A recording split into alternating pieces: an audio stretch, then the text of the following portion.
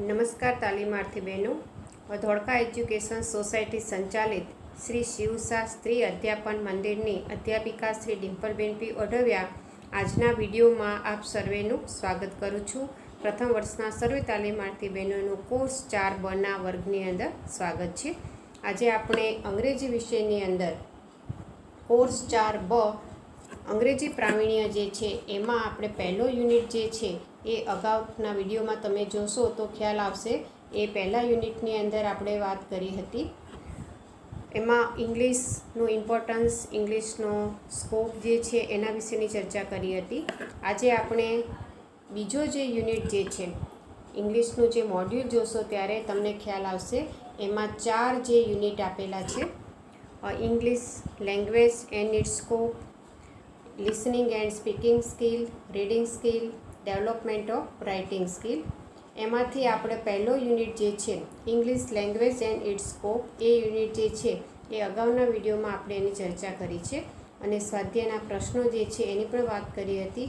જ્યારે પણ તમને મોડ્યુલ્સ મળશે ત્યારે એ પ્રશ્નોના જવાબ આપણે એનો ફૂલસ્કેપ એક ચોપડો બનાવી અને એમાં પ્રશ્નોના જવાબ લખવાના છે. જ્યાં પ્રગતિ ચકાસોના પ્રશ્નો હોય એ પણ આપણે પ્રશ્નોના જવાબ લખવાના છે. આજે આપણે બીજો યુનિટ જે છે લિસનિંગ એન્ડ સ્પીકિંગ સ્કિલ એની ચર્ચા કરવા જઈ રહ્યા છીએ.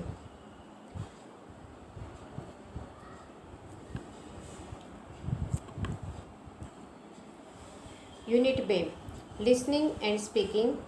એમાં દરેક યુનિટની અંદર તમને ખ્યાલ છે ગુજરાતી હોય કે ઇંગ્લિશ હોય, સૌ પ્રથમ ઇન્ટ્રોડક્શન એટલે એની પ્રસ્તાવના આપેલી હોય છે. ત્યાર પછી એના objectives, skill of listening and speaking અને એના જે સબ પોઈન્ટ છે કન્સેપ્ટ ઓફ લિસનિંગ સ્કિલ. પહેલો મુદ્દો જે પ્રસ્તાવના, બીજો છે એ ઉદ્દેશોનો છે, ત્રીજો જે છે 2.3 છે skill of listening and speaking. કૌશલ્ય જે છે શ્રવણ અને કથન કૌશલ્ય, અને એની અંદર જે સબ પોઈન્ટ આપેલા છે એમાં concept of listening skill, listening સ્કિલનો ખ્યાલ, process of listening skill, listening સ્કિલની પ્રક્રિયા, કોન્સેપ્ટ ઓફ સ્પીકિંગ સ્કિલ અને process of speaking. Concept of speaking skill કે જેમાં સ્પીકિંગ જે કથન કૌશલ્ય છે એના ખ્યાલની વાત કરી છે. પ્રોસેસ ઓફ સ્પીકિંગ એટલે કથન કૌશલ્ય જે છે એની પ્રક્રિયાની વાત કરવામાં આવી છે. Strategies and activities to develop listening and speaking skill. Rhymes, જેની અંદર સ્ટ્રેટેજીસ એટલે યુક્તિ પ્રયુક્તિઓ જે છે વિદ્યાર્થીઓમાં શ્રવણ અને કથન કૌશલ્ય વિકસાવવા માટે કઈ કઈ યુક્તિ પ્રયુક્તિઓનો ઉપયોગ કરી શકાય. એમાં જુદી જુદી આપેલી છે. તમે રાઇમ દ્વારા પણ કરી શકો છો. પછી લેંગ્વેજ ગેમ્સ દ્વારા પણ વિદ્યાર્થીઓનું શ્રવણ અને કથન કૌશલ્ય છે ડેવલપ કરી શકાય. લિસન એન્ડ રિપીટ એક્ટિવિટીઝ દ્વારા પણ કરાવી શકાય. લિસન એન્ડ ડુ, સાંભળો અને એ પ્રમાણે ક્રિયા કરો, અને રોલ પ્લે. આજે હજી પણ બીજી પ્રવૃત્તિઓ જે આપેલી છે, સ્ટ્રેટેજીસ આપેલી છે, યુક્તિ પ્રયુક્તિ, જેના દ્વારા આપણે વિદ્યાર્થીઓનું develop listening and speaking skill, શ્રવણ અને કથન કૌશલ્ય છે એ વિકસાવી શકીએ. એમાં હજી બાકી છે સ્ટોરી ટેલિંગ, વાર્તા જે છે એના દ્વારા પણ આપણે કરાવી શકીએ. Patch work listening, phonology, English speech sound, જેમાં ઓર્ગન્સ ઓફ સ્પીચ, વોવેલ્સ અને કોન્સોનન્ટ્સ. આટલા મુદ્દા જે છે એની યુનિટ 2માં આપણે ચર્ચા કરવાની છે. અને દરેક યુનિટના અંતે સમરી એટલે કે સારાંશ આપેલું હોય છે અને સ્વાધ્યાય પણ આપેલું હોય છે. આજે આપણે શરૂઆતથી વાત કરીએ પહેલાં જે મુદ્દાની કે લિસનિંગ એન્ડ સ્પીકિંગ. એની શરૂઆતમાં ઇન્ટ્રોડક્શન આપેલી છે, પ્રસ્તાવના દરેક યુનિટમાં હશે. આપણે જ્યારે શ્રવણ કરીએ છીએ ત્યારે આપણે શ્રવણમય બની જઈએ છીએ, સાંભળવામાં એટલા બધા મગ્ન થઈ જઈએ છીએ. અને શ્રવણ એ અર્થગ્રહણ માટે, જ્યારે કથન જે છે અભિવ્યક્તિ માટે છે. આપણે જ્ઞાન જે પ્રાપ્ત કરીએ છીએ, કોઈક બોલે છે એને આપણે સાંભળીને એટલે કે શ્રવણ દ્વારા, અને બીજું જ્ઞાન જે છે આપણે વાંચીને અર્થગ્રહણ કરતા હોઈએ છીએ. આ બંને કૌશલ્યના વિકાસથી ભાષા પર પ્રભુત્વ મેળવી શકાય છે. એટલે લિસનિંગ અને સ્પીકિંગ, લિસનિંગ જે છે અર્થગ્રહણનું છે, જ્યારે સ્પીકિંગ જે છે એ અભિવ્યક્તિનું છે, જેને કથન કહીએ છીએ. બંને કૌશલ્યના વિકાસથી ભાષા પર પ્રભુત્વ મેળવી શકાય છે તથા અધ્યતા અર્થગ્રહણ કરેલું અભિવ્યક્ત કરી શકે છે. અને આપણે આ પ્રકરણની અંદર શ્રવણ તથા કથન કૌશલ્યનો અર્થ, સંકલ્પના તથા પ્રવૃત્તિઓ વિશે વિગતવાર અભ્યાસ કરીશું. પહેલાં ઓબ્જેક્ટિવ્સ આપેલા છે, એને જોઈએ. To enable to enhance students teachers listening and speaking skill. વિદ્યાર્થીઓ જે છે એનું એન્હાન્સ એટલે સમૃદ્ધ બનાવવું. વિદ્યાર્થીઓનું શ્રવણ અને કથન કૌશલ્ય જે છે એનાથી વિદ્યાર્થીઓને આપણે સમૃદ્ધ કરવાના છે. To enhance student teachers listening and speaking skill. શિક્ષક અને વિદ્યાર્થી એ બંનેનું શ્રવણ અને કથન કૌશલ્ય આ યુનિટનો અભ્યાસ કરવાથી વધશે. To enable student teachers to conduct learning activities for developing listening and speaking skill. વિદ્યાર્થીઓ જે છે અને શિક્ષક જે છે એ સાંભળવાની પ્રવૃત્તિઓ અને બોલવાની જે છે એ પ્રવૃત્તિઓ દ્વારા એમનું શ્રવણ અને કથન કૌશલ્ય જે છે એ વિકસાવશે. To enable student teacher to learn the pronunciation and intonation. Pronunciation એટલે એનો ઉચ્ચાર અને ઇન્ટોનેશન એટલે સ્વરભાર. આ જ યુનિટ દ્વારા વિદ્યાર્થીઓ જે છે એ શીખશે. શું શીખશે? કે એ ઉચ્ચારણ અને સ્વરભાર જે છે એ, કેમ કે એમાં અહીંયા રીડિંગ સ્પીકિંગ પણ કરવાનું છે અને લિસનિંગ પણ કરવાનું છે. To enable student teachers to carry on conversation in simple sentences about familiar situation. એમની જે પરિચિત જે બાબતો છે, પરિચિત પરિસ્થિતિ જે છે એ પરિસ્થિતિની અંદર સાદી વાક્ય પણ બનાવશે અને સાદી વાતચીત કરતાં પણ શીખશે. To enable student teachers to use English in their day to day life. રોજબરોજની જે જીવન જે છે એની અંદર વિદ્યાર્થી અંગ્રેજી ભાષા જે છે એનો ઉપયોગ કરતા શીખશે. Skill of listening and speaking. વિદ્યાર્થીઓનું શ્રવણ અને કથન કૌશલ્ય જે છે એનું કૌશલ્ય જે છે, પહેલાં આપણે એનો કોન્સેપ્ટ જે છે એના વિશે જોઈએ. Listening is the most important skill to be acquired for language learning. શ્રવણ જે છે એ વિદ્યાર્થીઓનું સૌથી અગત્યનું ભાષા શીખવા માટેનું કૌશલ્ય છે. કેમ કે એક નાનું બાળક જે છે એ સ્કૂલમાં નથી જતું 5 વર્ષનું થાય ત્યાં સુધી, તો એ જે કંઈ ભાષા શીખે છે, આપણી માતૃભાષા શીખે છે, તો એ સાંભળીને શીખે છે. એટલે પાયાનું અને સૌથી અગત્યનું જો કૌશલ્ય હોય તો એ જે છે શ્રવણ છે. The learner begins learning a language as he or C starts acquiring listening skill. એટલે ભાષા જોની શરૂઆત થતી હોય શીખવાની, તો એ જે છે એ ક્યાંથી? સાંભળીને. સાંભળવાનું જે કૌશલ્ય છે એના દ્વારા જ વિદ્યાર્થી જે છે, નાનું બાળક જે છે એ ભાષા શીખે છે.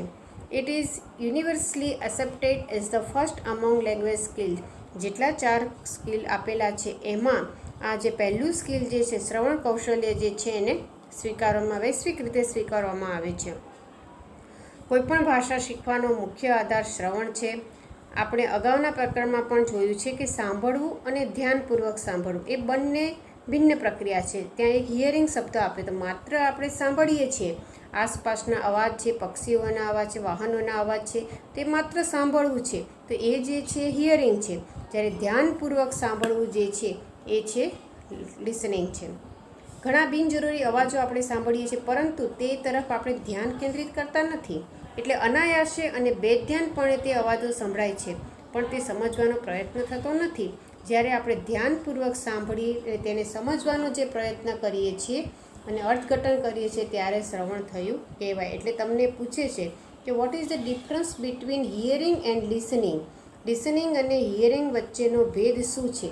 તો અહીંયા તમે લિસનિંગ જે છે એનો ખ્યાલ લખી શકો કે આપણે ધ્યાનપૂર્વક સાંભળીને તેને સમજવાનો પ્રયત્ન કરીને અર્થઘટન કરીએ છીએ ત્યારે શ્રવણ એટલે કે લિસનિંગ થયું એમ કહેવાય. અને માત્ર આપણે એમને સાંભળીએ છીએ, ક્યાંક આપણું ધ્યાન ન હોય, તો રિક્ષામાં બેઠા હોય અને આસપાસ કંઈક અવાજ ઘોંઘાટ થતો હોય, બીજા કોઈ વાહનની અંદર ગીત સંભળાતા હોય તો એ સાંભળીએ છીએ પણ એને સમજવાનો પ્રયત્ન નથી કરતા, તો એ છે એ હિયરિંગ છે. હવે આગળ એની પ્રોસેસ આવશે.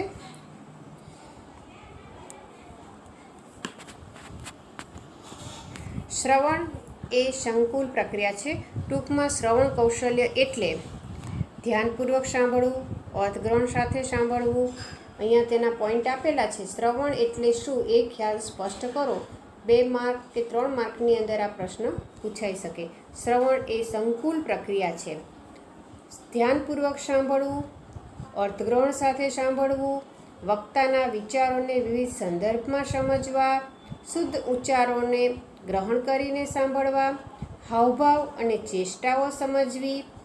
શ્રવણ કૌશલ્યનું શિક્ષણ એટલે બાળક પાસે સાંભળવાની ક્ષમતાનો પ્રવૃત્તિલક્ષી ભાષા વ્યવહાર મહાવરા દ્વારા અર્થગ્રહણયુક્ત સાંભળવાની ક્ષમતામાં પરિવર્તિત કરવાનું શિક્ષણ. એટલે આમ શ્રવણનો ખ્યાલ સ્પષ્ટ કરો ત્યારે તમારે આટલા મુદ્દા જે છે લખવાના થાય. ભાષા વ્યવહાર મહાવરા દ્વારા અર્થગ્રહણ સાંભળવાની ક્ષમતામાં પરિવર્તિત કરવાનું શિક્ષણ છે. હવે પ્રોસેસ આ તમે જે સમજ્યા એ કોન્સેપ્ટ ઓફ લિસનિંગ છે. એમાં તમે આગળ પણ જોયું કે આપણે કોન્સેપ્ટ પણ સમજવાના છે અને એની પ્રક્રિયાને પણ સમજવાનું છે. પ્રોસેસ ઓફ લિસનિંગ, શ્રવણની પ્રક્રિયા. Taylor divided the listening learning process into 3 stages, namely hearing, listening and cognition. The mental process of knowing, learning and understanding things. અહીંયા જે પ્રોસેસ જે છે, પ્રક્રિયા જે છે આખી શ્રવણની, એને 3 વિભાગ જે છે 3 સ્ટેજની અંદર ડિવાઈડ કરેલા છે. એ તમે જોઈ શકો છો. એક છે હિયરિંગ, 2 છે લિસનિંગ અને ત્રીજું છે મેન્ટલ પ્રોસેસ કોગ્નિશન. મગજની અંદર આ ક્રિયા થાય છે. Mental process of knowing, learning and understanding, અર્થગ્રહણ કરવાની પ્રક્રિયા જે છે એ માઇન્ડની અંદર થતી હોય છે. એટલે શ્રવણ પ્રક્રિયાના 2 પાસા છે, શારીરિક અને માનસિક. સાંભળવાની ક્રિયા દ્વારા કાન દ્વારા થાય છે, પરંતુ શ્રવણની ક્રિયા મગજ અને હૃદય દ્વારા થાય છે. સાંભળેલા અવાજને અર્થ આપવાની ક્રિયા મનોવૈજ્ઞાનિક છે અને શ્રવણ કૌશલ્યનો મુખ્ય ઉદ્દેશ બોલનારના વિચારો અને લાગણીઓનું યથાર્થ અર્થગ્રહણ કરવાનું છે. એટલે જે કંઈ વ્યક્તિ કહે છે એ જ તમે સમજો તો જ એ સાચું અર્થગ્રહણ થયું કહેવાય. એ સામેવાળા જે સંદેશો તમને આપવા માંગે છે એ જ તમે બરાબર સમજો છો તો લિસનિંગની પ્રક્રિયા જે છે યોગ્ય રીતે થઈ કહેવાય. એટલે અહીંયા તમે કાનથી સાંભળો છો તો એ શારીરિક છે, પણ જ્યારે મગજની અંદર એનું અર્થગ્રહણ થાય છે ત્યારે એ માનસિક પ્રક્રિયા થાય છે.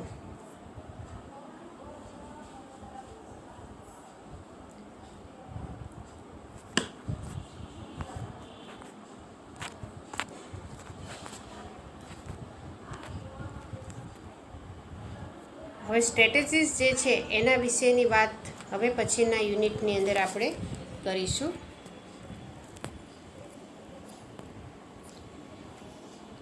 The listening process consists of 3 stages. 3 stages are hearing, sense with which sound is perceived, attention carefully, understanding to grasp the meaning and remembering to have to keep something in memory.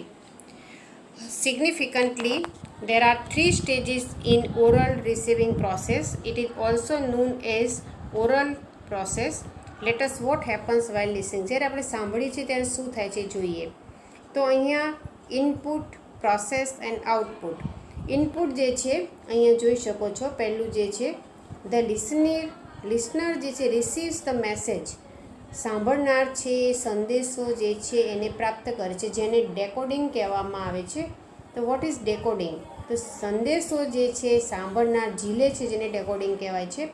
Process, તો after receiving the message the brain understand what is conveyed. શું કહેવામાં આવ્યું છે, શું સંદેશો આપવાનો છે, એનું ઇન્ટરપ્રિટેશન જે છે, અન્ડરસ્ટેન્ડિંગ જે છે એ સંદેશાનું એ મગજની અંદર થાય છે, જેને અન્ડરસ્ટેન્ડિંગ કહેવામાં આવે છે. અને એ જે પ્રોસેસ જે છે એ પ્રક્રિયા જે છે એ બીજા વિભાગમાં આવે છે આઉટપુટ. પછી શું થાય છે, તમે જો જે સાંભળેલું છે ને અર્થગ્રહણ કરશો તો તમે એનો રિસ્પોન્સ આપશો.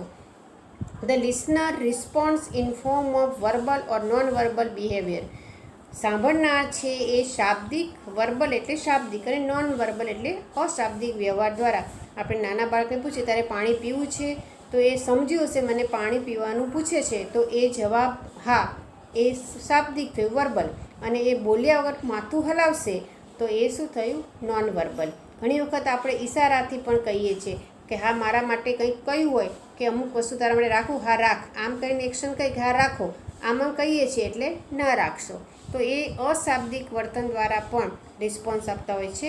એટલે ઇનપુટ, પ્રોસેસ અને આઉટપુટ. ઇનપુટ જે થાય છે એને ડેકોડિંગ કહેવામાં આવે છે, પ્રોસેસ છે અન્ડરસ્ટેન્ડિંગ, અને સમજ્યા પછી જે પ્રક્રિયા થાય છે એને રિસ્પોન્સ.